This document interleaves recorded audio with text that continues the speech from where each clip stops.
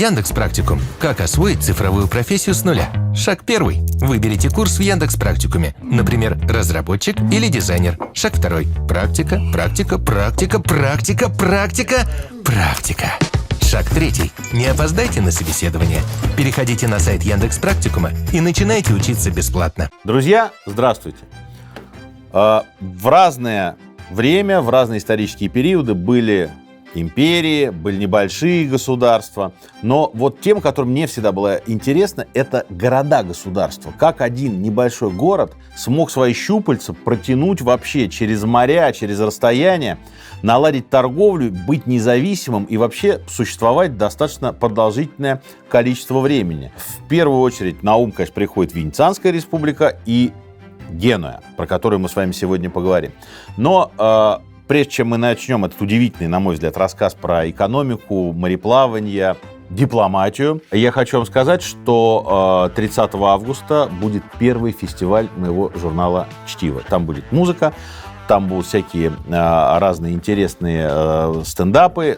Будет моя секция, где я буду брать интервью у интересных людей. Билеты на фестиваль можно купить по ссылке. И второе небольшое отступление от темы. Как вы знаете, алгоритмы Ютуба изменились, поэтому чем больше комментариев вы напишите про этот выпуск, плохих или хороших, это уже как бы от вас зависит, но от меня тоже. Интересна мне вообще история или нет. Чем больше комментариев вы напишите, тем больше людей этот выпуск увидят. Ну, поехали.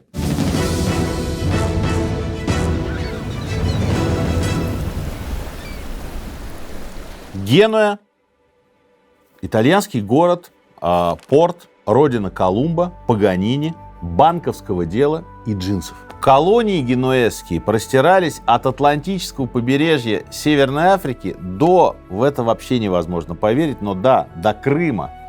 А влияние его ощущалось, пожалуй, во всех важнейших событиях Средневековья, от крестовых походов до падения Византийской империи. Много раз мы упоминали этот город в разных выпусках, связанных с Византией, с крестовыми походами, и везде как-то точно. Вот сегодня мы как бы пытались собрать всю эту историю воедино.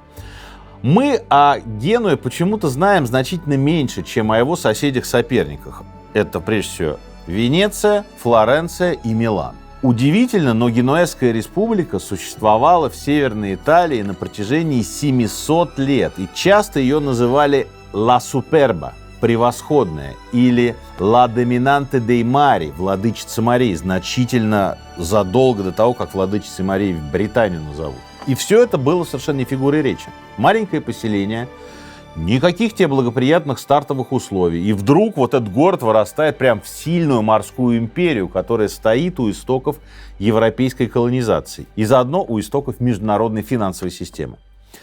Всей истории, всем своим развитием Генуя обязана географическому положению. Небольшая какая-то рыбацкая деревня на северном побережье Лигурийского моря, в окружении гор. И, в общем, как и прочие крупные портовые города Средиземного моря, она не могла похвастаться хорошим расположением в устье, например, большой реки, которая доставляла бы товары к внутренним районам страны. Территория заселена лигурами, которые распространились по всей Северной Италии до прихода во II веке до нашей эры римлян, которые и дали Генуе и омывающему ее морю свое название. И вот эта узкая полоса, длиной немногим более 300 километров, полоса вдоль моря, с бедными природными ресурсами и бедной почвой для земледелия. Из-за недостатка земли и корма, в общем, отсутствует, как понятно, животноводство, и в дальнейшем Генуя не может стать ни центром производства шерсти, ни центром производства кожи, хотя и торговала этими видами продуктов повсюду. В эпоху Римской империи регион остается бедным, малодоступным, несмотря на то, что римляне строят хорошие дороги, которые будущую Геную связали с Пизой, Пьяченцей и даже с Марселем. Кстати, на карте это довольно далеко. А Марсель был крупнейшим римским портом в Северном Средиземноморье. Долгое время поселение носило функции каструма, то есть, что это такое, замок или укрепленное место, которое охраняет дорогу и является, крепостной башней, из которой на море смотришь. Историки, в общем, так и до сих пор не понимают, что стало основой для названия будущего города. Одна версия возводит его к латинскому слову «дженуа» или «колено», другие к этрусскому Кайнуа или Новый город.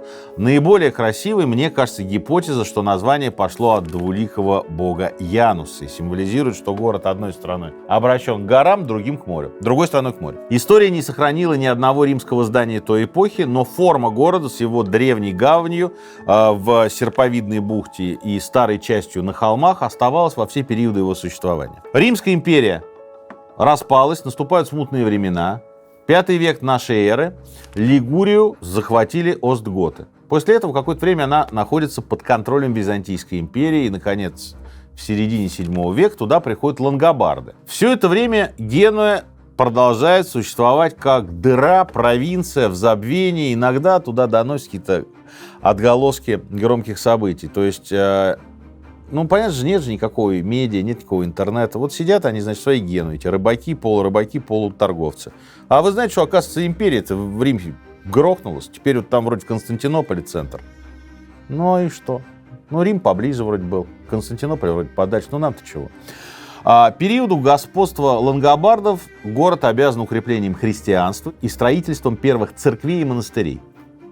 Один из которых, Сан-Фрутозо ди Кампо-ди-Монте, станет резиденцией одной из самых могущественных семей будущей Генуэзской республики, о которой мы много будем дальше говорить в нашем рассказе. Это семья Дория. Несмотря на эту относительную бедность региона, в 935 году примерно, уже находясь под управлением потомков Карла Великого, о котором мы готовим большой выпуск, город был разграблен арабами. Они приплыли сюда на кораблях, арабы фатимидов из Северной Африки, и сожгли город.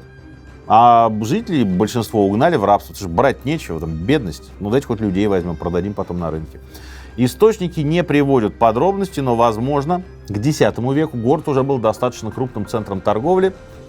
Арабы увидели это и разграбили его. В 958 году король Италии Беренгар и его сын-соправитель Адальберт издали грамоту. Грамота эта положила начало независимой Генуи. В этой грамоте они подтверждают обычаи и право собственности жителей города и недопустимость вторжения и захвата города любым светским правителем. То есть это, конечно, еще не магдебургское право, но, тем не менее, это уже документ о том, что не моги просто так взять и захватить Геную. Вот мы, значит, даруем такое право горожанам. Документ, понятно, что во многом декларативный, но последствия-то далеко идущие. Он закреплял права генуэзцев на имевшихся в их распоряжении имущество, разрешал предпринимать меры для защиты от нападений и, самое главное, самостоятельно определять форму управления городом. Жители начинают возводить крепостные стены, и, самое главное, они начинают строить флот военный.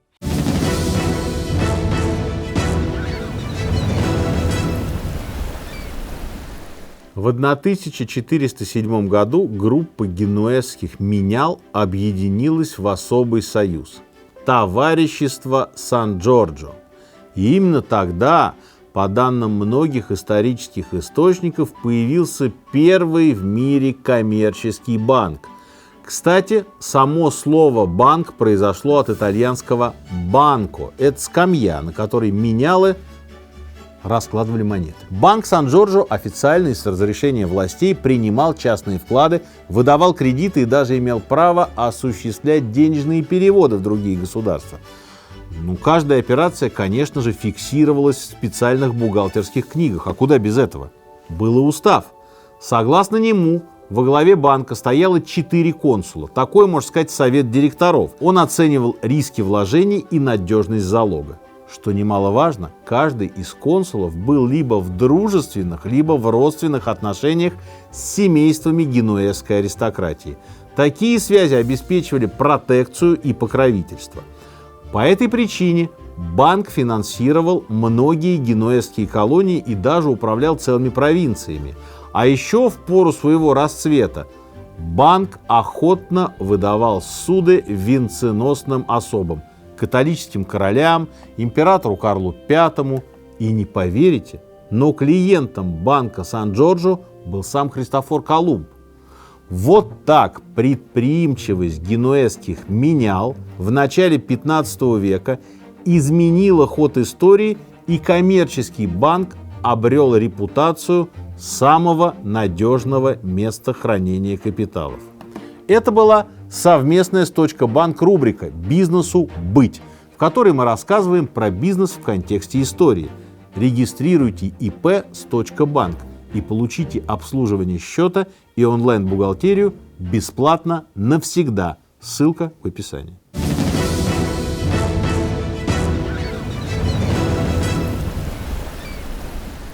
Генуэзцы уже накопили довольно много сил, и совместно со своими будущими соперниками из города Пиза они начинают отправлять корабли для борьбы с мусульманами в разные части Средиземного моря. В это время формальная верховная власть в городе перешла от королевских наместников в лице графов и виконтов к епископу при достаточной самостоятельности горожан. К концу XI века в результате вот такого общего консенсуса, как бы сейчас сказали жители города, формируется особая система городского самоуправления – компания или коммуна. Вы это слово много раз потом коммуна услышите в истории. Это добровольное объединение 7 районов города под управлением консулов. Численность этих консулов от 4 до 8 человек. Тоже не сами придумали, в Риме, как мы помним, такое было. Консулы эти что делали? Осуществляли правосудие, регулировали экономические отношения. И, собственно, это событие можно считать временем создания Генуэзской республики. Пройдет совсем немного времени, и морская торговля станет основой политического и экономического, в первую очередь, процветания Генуи. Леонардо да Винчи пишет: «О море говори с генуэзцем». И, собственно, вот это море определит будущее государства. Активность арабов в Средиземном море послужила одной из причин создания военных союзов городов Северной Италии. Грабят же постоянно.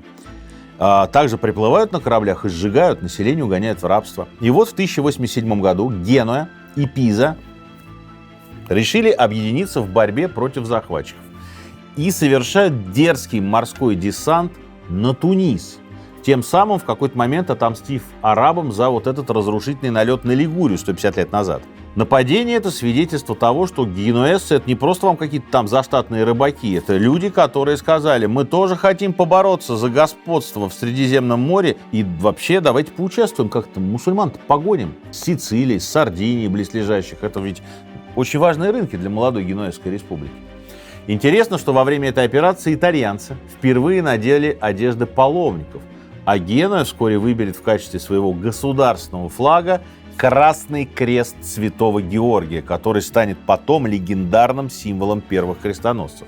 Фактически, мы можем с вами говорить о том, что еще задолго до начала крестовых походов в Средиземном море фактически началась религиозная война, но с экономическим оттенком. По-настоящему Европа узнала о возможности Генуи через 10 лет, когда при помощи итальянских кораблей войско крестоносцев было переправлено в Малую Азию. Генуэзцы предоставили флот, 12 галер с командой из 1200 моряков, что для 10-тысячного города огромные силы. То есть практически 12% населения. Корабли не только перевозили воинов и грузы, они участвовали в морской блокаде портов мусульман. Ну вот, например, при осаде Антиохии и Яффы генуэзские галеры блокировали порты. Одним из героев первого крестового похода считается генуэзский купец и полководец, которого звали Гульельмо Эмбриако. Он приказал разобрать свои корабли для постройки осадных башен, которые сыграли важнейшую роль при штурме Иерусалима в июле 1099.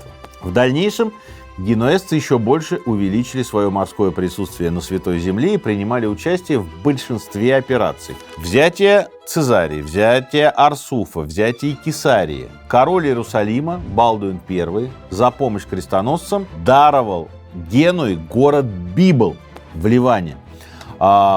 Подарил им площадь в Иерусалиме и треть территории завоеванных городов, включая Акру с ее портовыми доходами. И что самое главное, освободил генуэзских купцов от уплаты таможенных пошлин и торговых сборов. Вот таким образом, кроме богатой добычи и грядущих доходов от торговли с Сирией и Ближним Востоком, генуэзские купцы стали обладателями важнейших религиозных реликвий.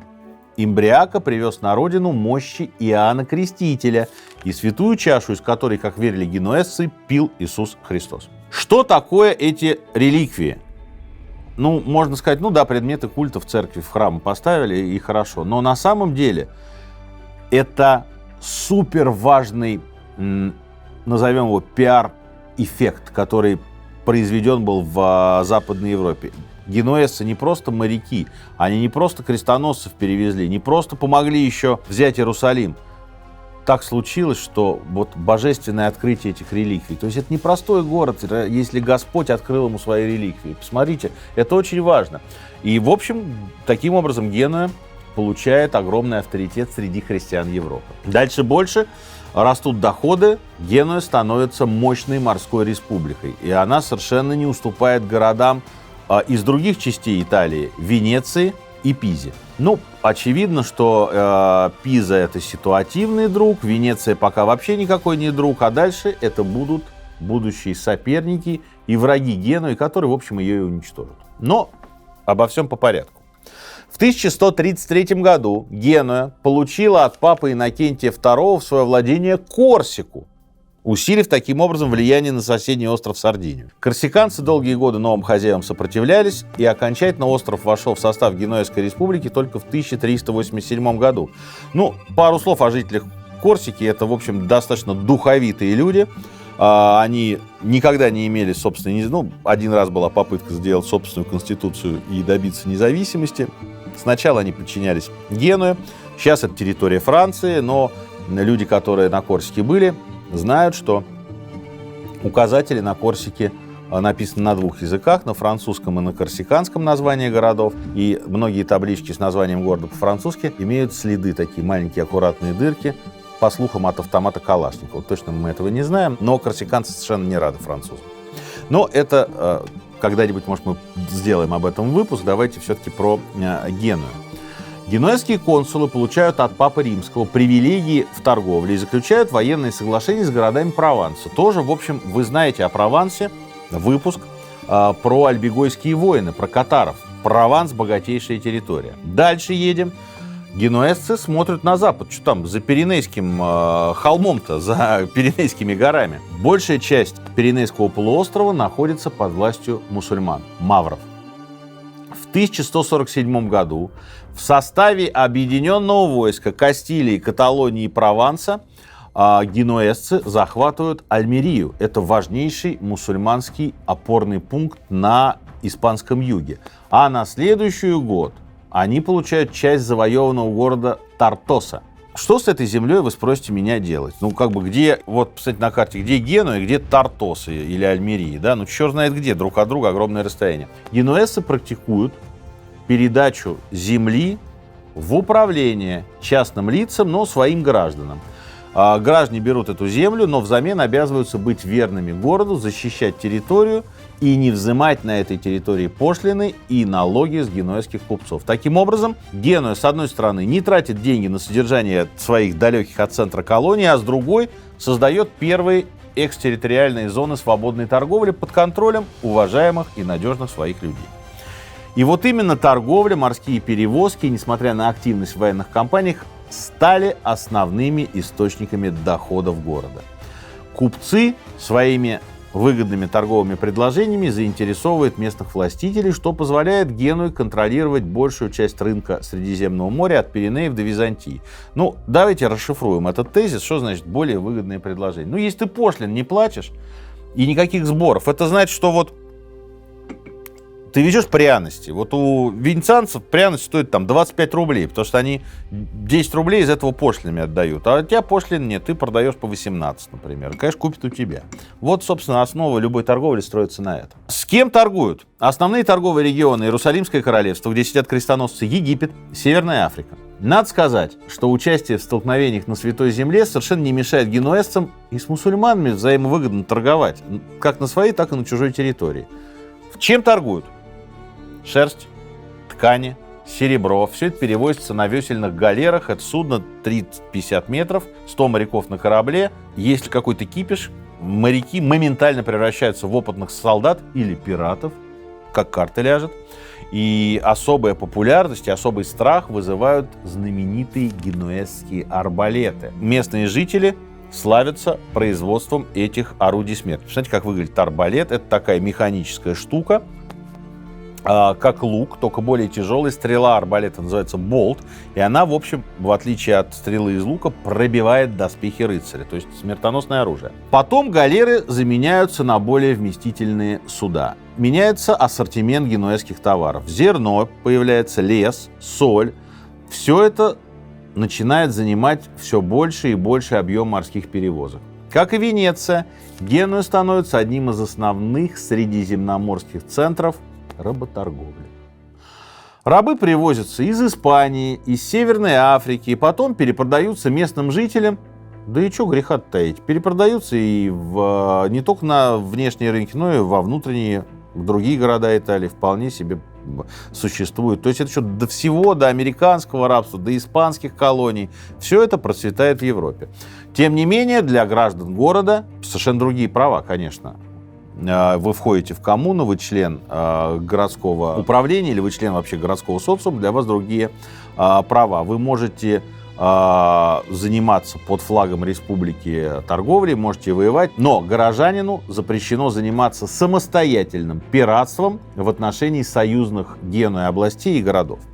Одновременно консулы предпринимают меры для снижения внутренней напряженности, потому что возникают городские кланы. Запрещалось захватывать городские башни, дома, церкви и нападать друг на друга внутри городских стен. Регламентировалось ношение и применение оружия жителями Генуи. Регламентировались правила торговых отношений, особенности морского займа, арбитраж при экономических спорах, торговля с иностранцами. Это все сейчас нам понятно. Есть страховые компании, Lloyd там и прочее. Ведь это очень сложная история. Как затонул корабль? Кто его на мель посадил? Ну, просто давайте разберем простой кейс, который на самом деле дико сложный. Плывет корабль, и вдруг он тонет с грузом. Значит, чей груз был? Генуэзского купца. Корабль чей был? Генуэзский. А кто шкипер был? А шкипера взяли из Пизы. Так, подождите, а кто же виноват? Это же корабль генуэзский, а шкипер из Пизы. А как платить страховку? А вообще есть такое понятие, как страховка? Пока еще нет. Кто повинен, как возмещать стоимость груза. И все это очень сложный регламент. И в Генуе вот придумывают буквально, что называется, из жизни эти новые правила, кто кому должен, как грузы получать, как нести ответственность. Это впервые возникает не в Британии, впервые возникает это в Генуе. Важный момент укрепления Генуи – это расположение к ней императора Священной Римской империи Фридриха Барбароссы, того самого, который погибнет в крестовом походе. В соответствии с грамотой 1162 года город оставался фактически независимым от империи, за ним закреплялась территория на северном побережье Лигурийского моря, предоставлялось право вести войну, избирать консулов и самостоятельно наказывать преступников. Это уже признаки независимого государства. Вы меня спросите, а Рыжебородому-то, Барбароссе-то это зачем все? Генуэзцы обещали ему помочь солдатами и кораблями в борьбе с сицилийским королем Вильгельмом. Борьба велась за юг Италии. Однако, как прозорливый правитель, Фридрих не стал доверяться только генуэзцам, а заключил союз с их соперниками, с пизанцами, стравив таким образом два города в борьбе за влияние на Сицилии и Сардинии. Второй поворотный момент расширения влияния стало соглашение с одним из величайших византийских императоров Мануилом I. В 1169 году он впервые разрешает генуэзцам проход через Босфор, это суперважная артерия, и посещение Черного моря. И вот этот монарший акт стал первым шагом к образованию многочисленных колоний генуэзцев в Крыму. Как мы с вами много раз это в различных уроках истории проходили, есть внешняя экспансия, она приносит политическое влияние, приносит в город или в государство, в страну деньги, но есть же еще и внутренняя политика. Не может же город в едином порыве, есть разные кланы, разные политические башни. И вот Генуя тоже не исключение. В городе неспокойно. Знатные семьи продолжают активно бороться за власть в коммуне. Внутреннее напряжение достигает такого уровня, что разные фракции внутри города начинают строить осадные машины в черте городских стен, чтобы швырять камни в башни друг друга, потому что кланы строят башни. Похожие башни в Генуе не осталось, а в Болонье осталось две таких высоких башни. Вот такие башни строит генуэзская аристократия. Простые граждане в центре политической борьбы между кланами. И вот постепенно в городе формируются альберго – союзы нескольких родственных или связанных общими интересами семей. Эти семьи оказывают друг другу поддержку, расцвет которой наступит чуть-чуть попозже. Что интересно, слово «альберго», изначально означавшее «убежище», сейчас в итальянском языке означает «гостиницу». Нет слова «отель», есть, конечно, слово «отель», но итальянское это «альберго». И не было на свете такого государства, которое имело бы столько же правительств и столь же часто меняло бы их, справедливо отмечает генуэзский священник Падре Ачинелли. Пока итальянцы воюют друг с другом, на Святой Земле разгораются события, которые совершенно поменяли расклад на Востоке. Салах-ад-Дин или Саладин в пух и прах разносит крестоносцев в битве при Хаттине. И в 1187 году захватывают Иерусалим и другие владения крестоносцев. Генуэзцы справедливо опасаются потерять земли, которые им раздали, привилегии, они принимают активное участие в местных событиях. Их флот, например, очень помог крестоносцам при защите Тира и возврате Акры. Про Акру мы много раз говорили, это главный город всех рыцарских орденов. За это Генуя получила право на треть таможенных пошлин этих городов и, в частности, вернула потерянное владение в Акре, ставшей новой столицей королевства крестоносцев. Интересный факт, связанный с уже упоминавшимся нами флагом Генуи. Существует предположение, что именно вот тогда англичане с подачи Ричарда Львиное Сердце взяли крест Святого Георгия для флагов своих кораблей, заходящих в Средиземное море. Чтобы таким образом все видели, это генуэзский корабль плывет. В 1190 году в самом городе происходит важное событие. Для прекращения склок и междоусобиц между городскими кланами институт консулов ликвидирован и введена должность подесты, который объединил в одних руках административную, судебную и военную власть. Это был чиновник, внимательно, обязательно иностранец. Почему? Он независим от городских фракций и союзов. Если он не место, его трудно сразу же коррумпировать. Он избирается коммуной сроком на 1 год, дальше до свидания, без права переизбрания. Эта структура управления с небольшими изменениями просуществует 60 лет примерно, и градус напряженности, конечно, внутри города спадет. Но дальше начинается очередная война с Пизой, и Генуя проспала важное для Средиземноморского региона событие.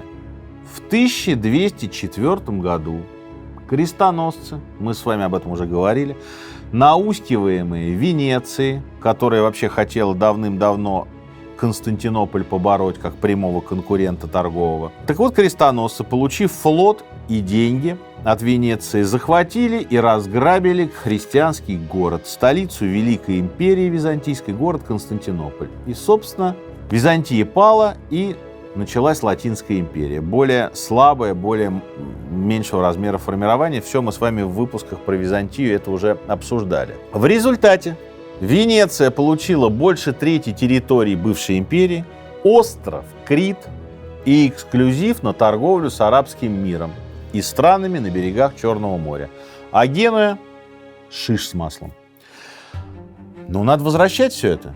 Мы же, если бы с вами уже не знали генуэзский характер, мы подумали, что эти парни бы сдались. Но нет, Генуя собирается, начинает отвечать. Начинаются войны с Венецией. С перерывами. Эти войны идут 200 лет, пока участникам требуется небольшая передышка. В 1212 году враги Генуя, Венеции и Пизы заключают тройственный мир и начинают собирать силы и финансы, чтобы потом как-то друг с другом поквитаться. Консулы вводят новый морской сбор и выкупают право на сбор налогов, отданных на откуп другим городам на долгие годы вперед. Генуэзцы продолжают биться за свои интересы в бассейне Средиземного моря. В 1234 году король Марокко напал и сжег город Сеуту. Это такой важный порт в Северной Африке, прямо напротив Гибралтара. В нем проживает большое количество генуэзцев, которые теряют в огне свое имущество, товары и своих родственников. Республика направляет для возвращения города крупнейший флот. По оценкам историков, 120 кораблей. Никогда до этого город столько кораблей не отправлял. Марокканский властитель идет на компромисс и представляет Генуе в качестве компенсации сбор таможенных сборов в Сеуте. Это первая серьезная демонстрация силы генуэзской державы в регионе. Но как бы Генуя не ориентировалась на международную повестку, в самой Италии было очень много сложных и запутанных дел. главным из которых в XIII веке было противостояние между Папой Римским и императором Священной Римской империи. Борьба за независимость города и давние связи генуэзских знатных семей с Римом подразумевали поддержку Святого Престола и борьбу с императорами, в частности с Фридрихом II, провозгласившим своей целью восстановление власти над всеми городами севера Италии. Конфликт привел к тому, что в 1241 году император приказал начать штурм Генуи, но флот показал свою силу, и нападение с моря было отбито. В благодарность за помощь Папы Римские предоставили городу освобождение от налогов на Сицилии, привилегии в Святой Земле и возврат всех спорных территорий, находившихся в сфере влияния понтифика. И вот к началу 50-х годов XIII века на территории Генуэзской республики наступила относительная стабильность. Непрочный мир с Венецией, торговые соглашения с Флоренцией и Марселем, чеканка собственной монеты, которая называется Дженовино. В городе уже 50 тысяч жителей, нифига себе, это один из крупнейших городов вместе с Парижем и Венецией. Но дальше новые потрясения, как на внутренней, так и на международной арене.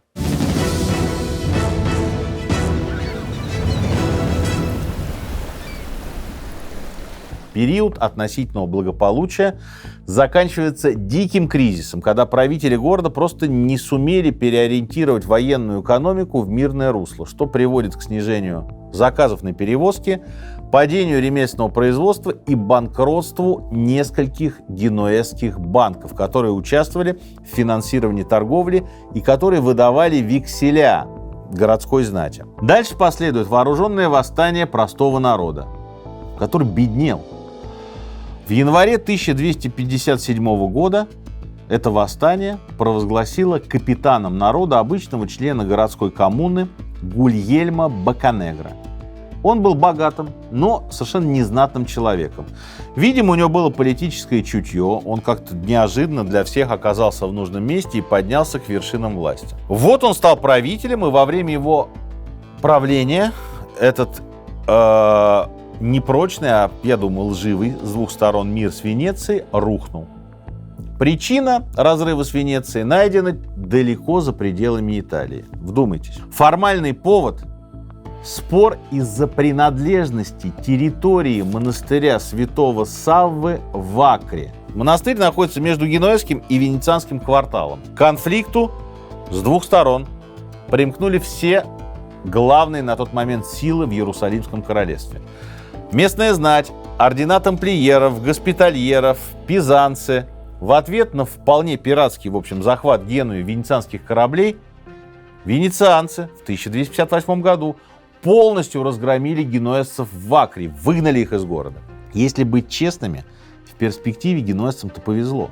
Мы с вами прекрасно знаем, чем закончилась история Акры. Жуткий захват, жуткая резня, падение рыцарских орденов и вообще ужасающая кровавая эвакуация, то есть побег из города. И пострадали тамплиеры, госпитальеры, венецианцы, а генуэзцев к тому моменту в городе уже не было. Ну, про везение генуэзцы позже узнают, а в тот момент этот межитальянский конфликт вдали от родины вызвал цепную реакцию. За ними свои отношения с помощью оружия начали выяснять последние боеспособные силы рыцарские ордена, что в конечном счете привело к крушению христианского государства на Святой Земле. А Генуэзская республика все же вернула должок врагам в другом месте, да еще как. В 1261 году в обмен на обещание помощи флота в возвращении на трон Константинополя никейский император Михаил Палеолог, фамилия связанная с Россией, подписывает Нимфейский договор, по которому Генуя получает полную свободу торговли на всей территории империи и в Черном море. А Венецию оттуда выгнать. Генуэзцы могли основывать города, открывать фактории в Крыму, Малой Азии, Греции и на Крите. В довершении всего, все венецианские владения в Константинополе и других частях империи передавались Генуе, а флот их, венецианский флот, из всех византийских портов изгонялся. Ну, это абсолютно гениальная дипломатическая победа Генуэзской республики с учетом того, что грекам помощь их флота в завоевании столицы не потребовалась. Византийцы потом не раз жалели о принятом решении, но, как говорится, поздно было уже. В Константинополе генуэзцы получают в бессрочное пользование район Пера, который в XIV веке обнесли крепостной стеной, сделав его практически неприступным. Его частью стала сохранившаяся до наших дней знаменитая Галатская башня, один из символов Стамбула. Если вы летаете турецкими авиалиниями, на мониторах вот эта башня, которая стоит, это вот эта Галатская башня. Колония внутри Константинополя живет по собственным генуэзским законам и управляется присланным из Генуи Подестой вплоть до самого османского завоевания Константинополя в 1453 году. И выгонят их, конечно, османы, но владения перейдут не османам, а венецианцам. А пока главные приобретения по договору с императором Мануилом Генуэзская республика приобрела в самом далеком от себя на тот момент регионе в Северном Причерноморье. Территории эти очень интересовали европейцев. Почему? И тут связь идет с нашим выпуском про монгол. После создания Монгольской империи в этом месте, в Северном Причерноморье, заканчивается западная часть сухопутного маршрута, восстановленного монголами Великого Шелкового пути, по которому восточные товары караваны везут из Китая, Индии и Средней Азии, перегружают на морские суда и через Босфор отправляются в итальянские и французские порты. И оператором этого маршрута становится вместо Византии Генуя. Регион в тот момент находится во владении Золотой Орды, и генуэзцы, проявив вообще незаурядные дипломатические способности, в 1266 году получают разрешение хана Мингу-Тимур основать колонию и порт в Кафе на месте древнегреческой Феодосии. И это становится столицей генуэзских владений в Крыму и основой монопольной торговли в Черном море. После падения Акры в 1291 году Венеция, потерявшая свой основной опорный пункт в торговле специями, переносит театр военных действий из Средиземного в Черное море и пытается выбить генуэзцев из Крыма. Новые колонисты из Генуи отбивают все атаки, а в финальном морском сражении уже в Адриатическом море в 1298 году наносят сокрушительное поражение венецианцам. В этой битве в плен к генуэзцам попал такой человек венецианский. То ли купец, то ли путешественник, просто звали его Марко Поло. В тюрьме в Генуе он рассказывал историю о своем путешествии по Монгольской империи и по Китаю. Рассказывал своим сокамерникам. И один заключенный, по легенде, записал это все на бумагу, что стало основой знаменитой книги «Чудес света». После победы Генуэзская республика стала главной хозяйкой морских торговых путей региона, окружив все побережье Черного моря своими колониями, которые получили у европейцев название Газария. Кроме Кафы, это города Чимбала, на месте сегодняшней Балаклавы, Воспора, Керчь, Салдайя, сейчас это Судак. Там, где сейчас находится Азов, располагалась богатая колония Тана, а на месте Белгорода Днестровского – Монкастро. Мелкие поселения итальянцев дали начало таким современным городам, как Ялта, Гурзуф и Алушта. Во главе черноморских колоний находился консул Кафы, которому подчинялись главы других городов и капитаны флотилий. Выбирался он из местных представителей знати сроком на 1 год и опирался на совет старейшин, который, впрочем, сам и собирал. Приобретение черноморских колоний существенно расширило ассортимент генуэзской торговли. В топе шерсть, сукно, ювелирные изделия и драгоценные металлы из Германии и Италии. Масло и вино из Греции и Франции. В обратную сторону едет шелк, русская пушнина, русский воск, русское зерно, специи с Востока, мускус, слоновая кость из Индии, драгоценные камни из Азии, Африки. Доходы республики возрастают кратно, и с этого времени мы с вами вправе называть Геную морской империей с владениями на берегах нескольких морей и континентов. И тут опять город богатеет, в городе снова неспокойно. После недолгого правления народного капитана к власти пришла знать в лице семей Спинола и Дория, ставших в дальнейшем лидерами крупнейших генуэзских союзов, тех самых Альберго. Теперь верховное управление городом осуществляли два капитана из этих семей, а избранный ими подеста наделялся административными и судебными функциями. Что интересно, одной из влиятельных семей, проигравших в борьбе за власть и изгнанные из города, стали Гримальди. Что мы об этой семье знаем? Их выгнали, они ищут владения, и в 1297 году один из представителей захватывает маленькую крепостишку Монако, тем самым положив начало княжеской династии, которая правит там до сих пор. Новая власть в Генуе начала с успехов на Средиземноморском фронте. В 1284 году генуэзцы полностью разгромили Пизанский флот в битве у Мелории, уничтожили и захватили в плен 15 тысяч солдат, которые составляли в общем значительную часть мужского населения города. «Хочешь видеть Пизу? Поезжай в Геную», иронично шутили современники. Это поражение Пизу навсегда исключило из числа важных торговых и морских игроков в регионе. В 1291 году, одновременно с поражением крестоносцев в Акре, два брата из Генуи, Вандина и Угалина Вивальди, предприняли авантюрную экспедицию в поисках западного океанского пути из Европы в Индию. Две галеры вышли из Генуи, прошли Гибралтарский пролив. В последний раз их видели на Атлантическом побережье Марокко. Больше никаких сведений не осталось. Смогли они обогнуть Африку или даже пересечь, может, Атлантику, неизвестно. Но их имена прочно вошли в морской фольклор генуэзских моряков и через 200 лет вдохновили молодого Колумба на продолжение поисков индийского маршрута. В XIV веке Генуя оказалась втянута в борьбу гвельфов и гибеллинов, то есть сторонников папы и императора. В 1311 году был краткий период, когда город ненадолго перешел под прямое управление императора Священной Римской империи Генриха VII. Но уже после его смерти в Генуе началась гражданская война между знатными семьями, теми самыми Спинола, Дория, Фиесchi и Гримальди, которых потом выгонят. Война идет и на суше, и на море. И вот после многолетних гражданских междоусобиц, которые разорили большую часть Лигурии, форма правления в республике очередной раз изменилась. В 1339 году была введена должность дожа, как в Венеции. Дожем был избран Симоне Бокканегро, тот самый потомок того самого первого народного капитана. Институт дожей заимствовали, как я вам уже сказал, у ненавистной Венеции, но он показал свою жизнеспособность и с некоторыми изменениями до самого конца генуэзского государства он доживет, до конца XVIII века. До 1528 года дож избирался народным голосованием пожизненно. Откровенно говоря, из всех пожизненных дожей Генуи только один, Доменико ди Кампофрегоза, правил 8 лет подряд, остальные правили меньше. Многие уходили в отставку или гнали их из города, другие правили несколько месяцев. В общем, почетная, но тревожная должность.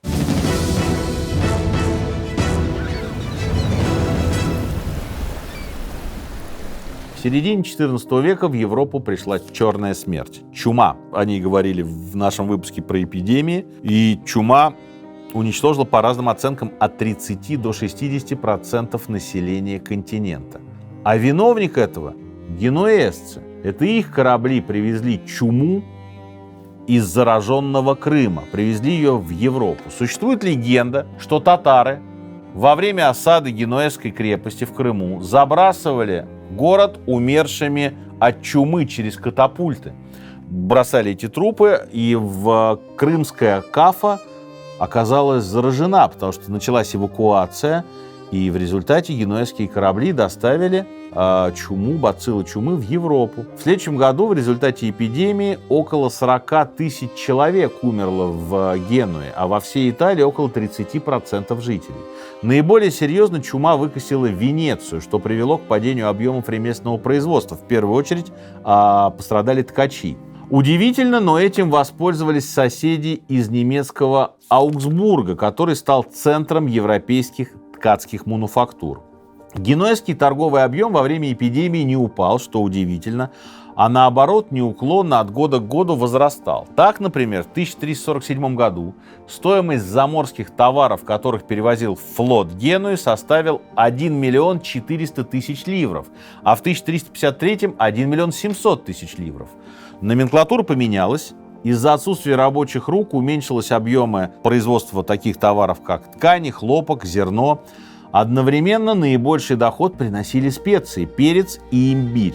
Современники отмечали интересный факт. Европейское поколение, пережившее эпидемию чумы, стало формировать общество потребления, оказавшись, в общем, в привилегированном положении, потому что был дефицит рабочей силы. Флорентиец Маттео Виллани жаловался: простонародье теперь требует для себя самых дорогих и изысканных блюд. В нынешнее время женская прислуга требует для себя втрое больше обычного, и также работники на полях, коих следует теперь снабжать упряжкой быков и зерном для посева, а еще дать лучшую землю, забросив прочее. Но в целом Генуе удается справиться с общим экономическим кризисом, в который Европа погрузилась после чумы. Выручили многочисленные колонии и перевозка вошедших в моду новых товаров, например, предметов роскоши. Генуэзское морское влияние в Средиземном море всегда пытались оспорить как новые, так и старые оппоненты. В первую очередь Венеция. Сначала противоборство, как мы уже говорили, развернулось в Византии, где для получения поддержки противники просто меняли императоров на троне.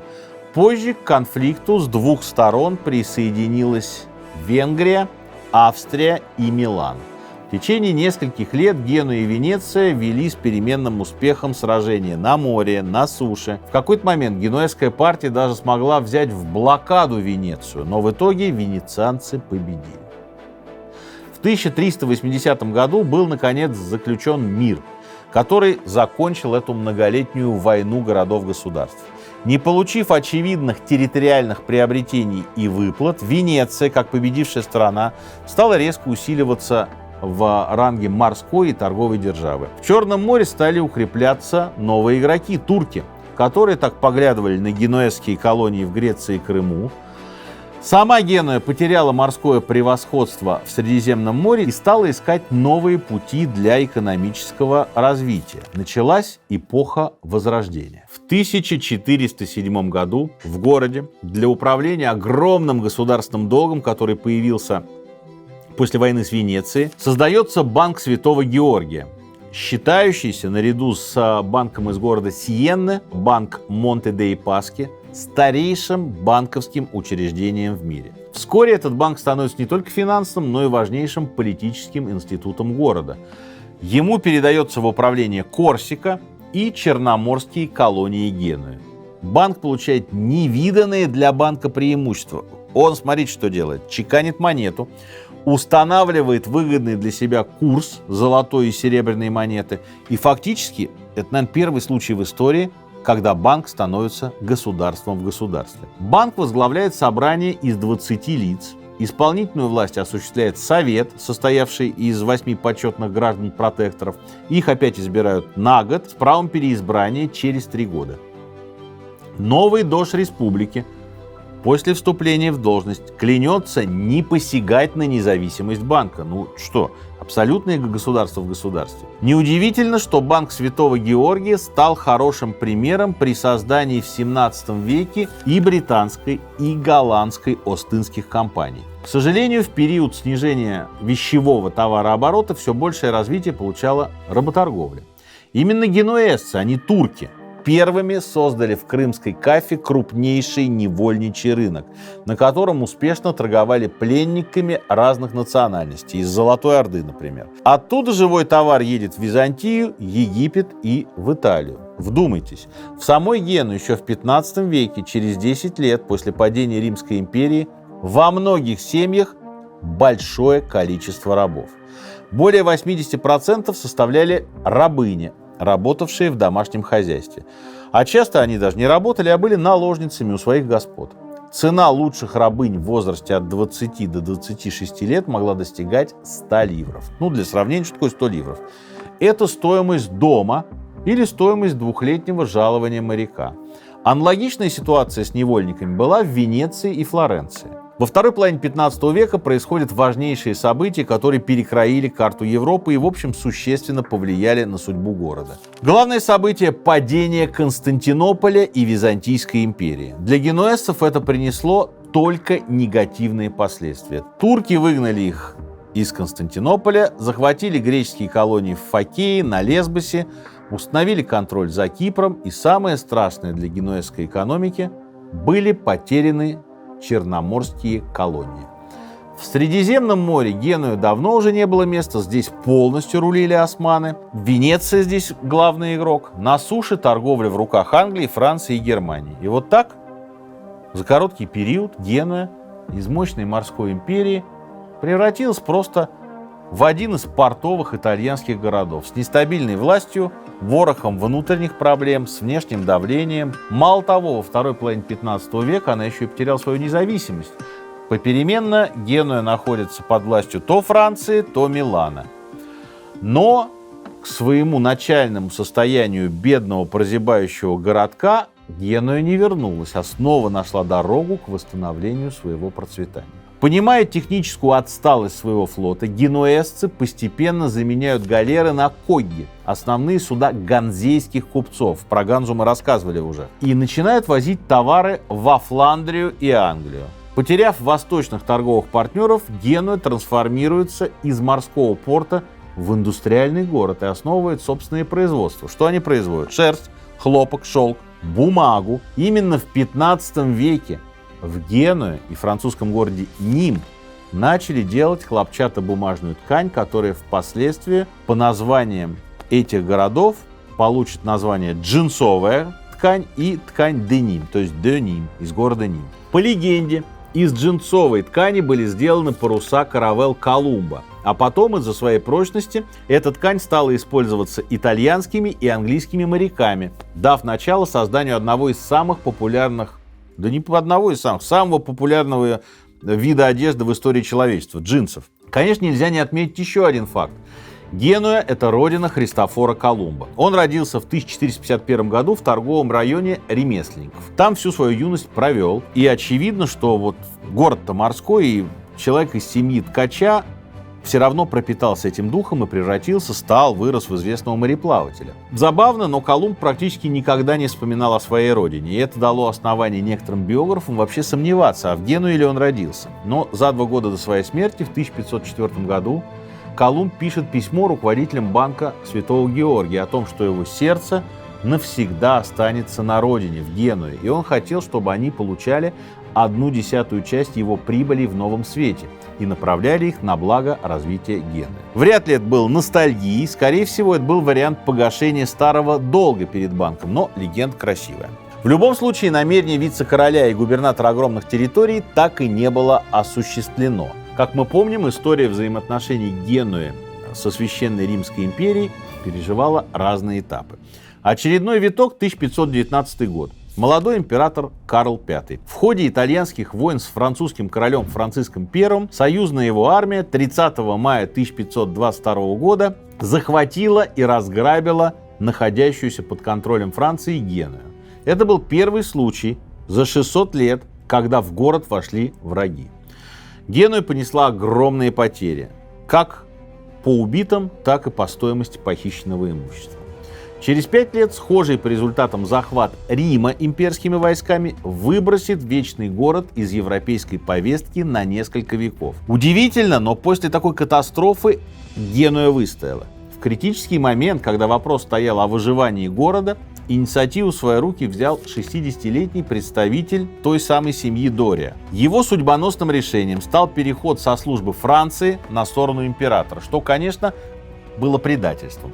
Но, будем откровенно честны, этот поступок позволил городу сохранить независимость и наладить хорошие отношения с империей. В 1528 году Дория изгнали находящихся в городе французов и провозгласили установление аристократической республики под покровительством императора Священной Римской империи. Срок полномочий дожа сокращался до 2 лет. Вместе со своими советниками составили сеньорию, как во Флоренции, правительство, которое управляло городом. Семейные группировки, контролирующие районы города, были ликвидированы, но их место окончательно заняли альберги, ставшие новым правящим классом. Дория сам отказался от титула дожа, но дожил до 100 лет и был неофициальным правителем Генуи. Называли его «отец Отечества», очень скромно, но на самом деле, правда, ведь город-то он спас. Дория заключил договор на поставку Священной Римской империи судов в Средиземном море для перевозки грузов, в том числе для грузов из Нового Света.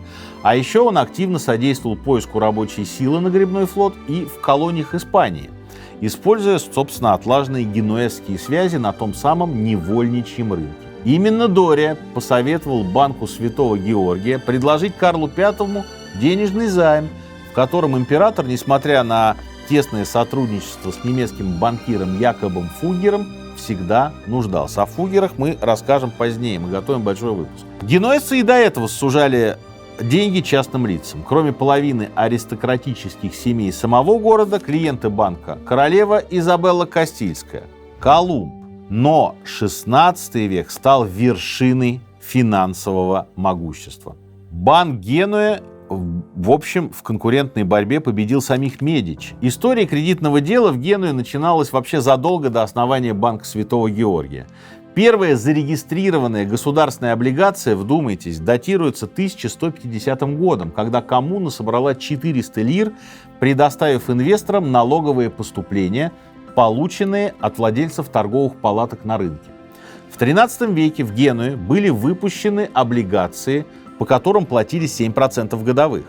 Позднее организованы были первые фонды погашения кредитов, а в начале XV века первая государственная лотерея. Вспоминается еще одна средневековая пословица: «Говоришь генуэзец, подразумеваешь торговец». Очень много колоний, они очень по-разному расположены. Разные связи, разные переговоры, разные деньги, разные курсы. Поэтому очевидно, что финансовая организация, такая как Банк Генуя, имеет колоссальный опыт, практически биржевой. А основной задачей Банка Генуи — конвертация огромного количества серебра, которое плывет из Нового Света. Основные клиенты, вы не поверите, это главные враги европейской цивилизации — османы, в государстве которых серебряный динар был официальной валютой. После завоевания турками всех генуэзских колоний напряжение между противниками спало, а деловые отношения, наоборот, укрепились. Турки меняли испанское серебро на золото из Северной Африки, а генуэзцы были посередине, получали 10% с операций. Объем операций был настолько велик, что пришлось открывать обменные офисы и склады для денег в Голландии, в Вене, в Риме. И снова улыбка судьбы в Венеции, на территории главного соперника Генуя. Вы можете представить, да? Венеция вроде выиграла войну, а внутри, в середине Венеции, стоит складик с генуэзскими деньгами.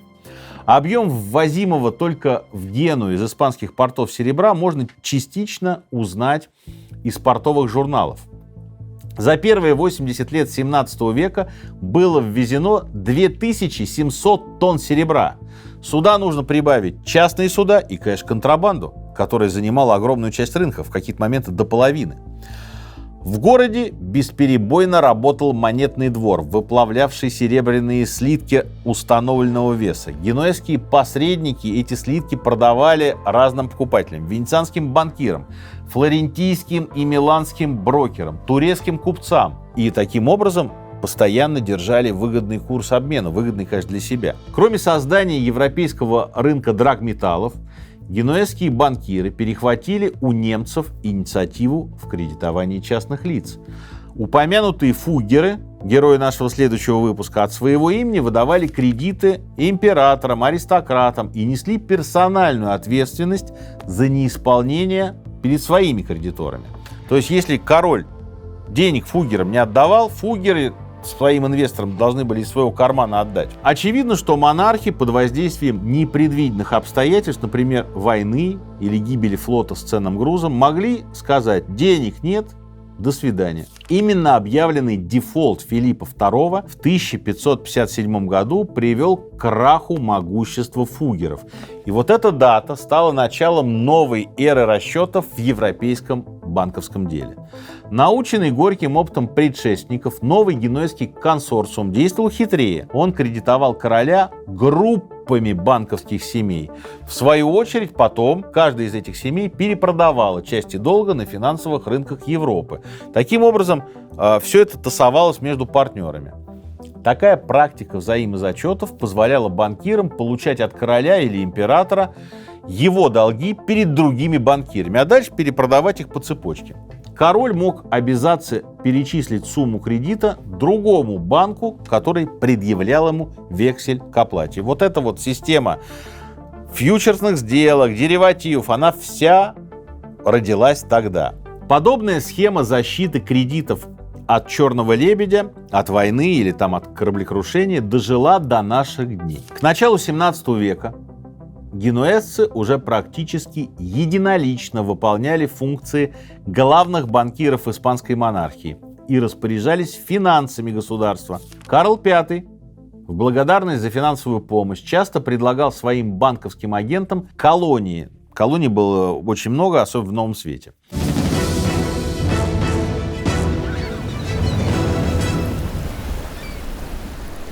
Можно сказать, что если 16 и первая половина 17 века вошли в историю Испании как «Siglo de Oro», то есть «Золотой век», то благодаря основному операционному металлу местных банкиров для Генуи этот период можно назвать «серебряным». Создавалось впечатление, что в город вернулась богатая эпоха крестовых походов. Именно в это время становится популярным выражение «золото рождается в Америке, умирает в Испании, а хоронит его в Генуе». Город переживает, ренессанс, возрождение в качестве младшего, но важного партнера Испании. Генуэзцы приглашают к себе знаменитых художников, скульпторов, архитекторов, создаются дворцы, строятся церкви, общественные здания. Смотрите, здесь в этот период творят Рубенс, Ван Дейк, Караваджо, Строцци. Символ богатства Генуи — это знаменитые дворцы на улице Страда ди Нуово. Они построены в начале 17 века для приема важных гостей, которые приезжали в город с государственным визитом. Примечательно, что это стало первым в Европе проектом централизованной городской застройки. Первый план был утвержден в 1551 году архитектором Галиаццо Алесси. Сегодня 42 из 163 дворцов включены в список всемирного наследия ЮНЕСКО и несколько раз в год открыты для посетителей. Вот в этот период государство официально называется Светлейшая Республика Генуя. Современники описывают влияние на Европу как настолько сдержанное и утонченное, что историки долгое время его вообще не замечают. И это правда. Генуя как бы всегда в тени Венеции и Флоренции. Она уже давно не морская держава, нет у нее никакой сильной армии, но город не перестает участвовать в теневой международной политике как союзник Испании. В 1571 году в знаменитой битве при Лепанто генуэзцы в составе Объединенного флота Священной Лиги содействуют разгрому османов, повергнув миф о непобедимости на море Османской империи. Примечательно, что одним из флангов эскадры командовал Джованни Дория. Это внучатый племянник героя и, в общем, спасителя Генуи. Теперь многие генуэзские военачальники отличаются на испанской службе.